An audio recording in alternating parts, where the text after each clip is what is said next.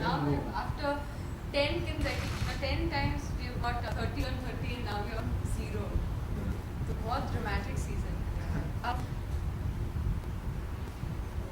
I think जब मैं गिरी थी तब बहुत लोगों को interest था कि they wanted to know how I felt and what happened on that day. So I would just like to basically take you through what happened. And तो as you know कि इस हफ्ते छलक में we have international and तो vagus से international dancers आए हैं and हमको एक dancer called जेम्स दिया गया था उनके साथ we had to do a choreography and the first day जब हमने जो practice किया था there was one move where I was getting thrown and I was supposed to just come out through the back and I fell too fast and he wasn't able to catch me properly. The thing is what happens is Isha के साथ आज तक मैंने जितने भी intricate stuff किए हैं उन लोगों ने बहुत ही intricate and difficult stuff किए हैं but अगर मैं अपना right hand use करता हूँ कोई लिफ्ट में तो मेरा left hand हमेशा stand by में रहता है कि कुछ ना कुछ खुदा ना खास्ता गलत हो गया तो मैं किसी तरह से I can grab her and गिराने से बचा सकूँ but I think our previous performance what we did James and all the international dancers saw us doing a lot of intricate stuff तो शायद James को लगा होगा कि me and Isha to build up this chemistry you might say or build up this understanding हमें 13 हफ्ते लगे and now suddenly इस हफ्ते a foreign body is introduced so उनका work of sense of working उनका sense of styling everything is very different from us and to get all that going in one day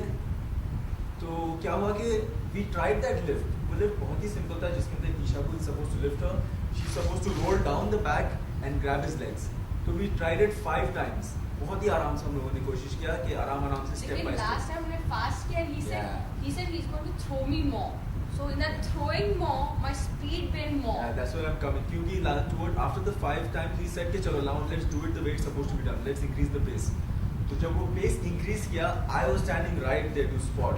he was here Isha did the flip इसने जिस momentum से ईशा को throw किया है Isha went above and while coming down instead of grabbing the legs हाथ जैसे ही जमीन पे लगा it dislocated and she just started screaming और मतलब 1-2 सेकंड के लिए किसी को समझ में नहीं आया क्या करें तो basically you're not supposed to touch when anybody has an impact in their fall I knew this stuff because I've gone through it तो मैंने ईशा को हर जगह से मैंने पहले कोशिश की कि देखो कहाँ पे क्या लगा है then I realized her entire bone is dislocated तो I immediately called ईशा's physio और उनसे मैंने पूछा कि next procedure क्या तो उन्होंने कहा कि ऐसे इस तरह से उठाओ उन्हें और चेक करो कि शोल्डर सब ठीक है कि मैंने चेक किया तो ईशा का shoulder was intact only the elbow was hurt so I carried her and we ran to Ambani hospital and that was very freaky for me क्योंकि Isha was zoning out Isha के blackout हो रहे थे and I had to constantly like keep her awake saying कि relax it's okay I had to constantly keep talking to her but मुझे नहीं लगता ईशा को कुछ सुनाई दे रहा था because she was in extreme pain I was in and out of consciousness I don't think मेरे number one मेरा पूरा करियर जो 15 साल से मेरा जो डांस करियर है I've never had a fall like this और जब मैं गिरी the pain I never felt like it I cannot even just tell you how painful it is just why कि I was in and out of consciousness I was hearing Salman Isha stay strong and I'm like then I'll wake up Isha stay strong and then I'll faint again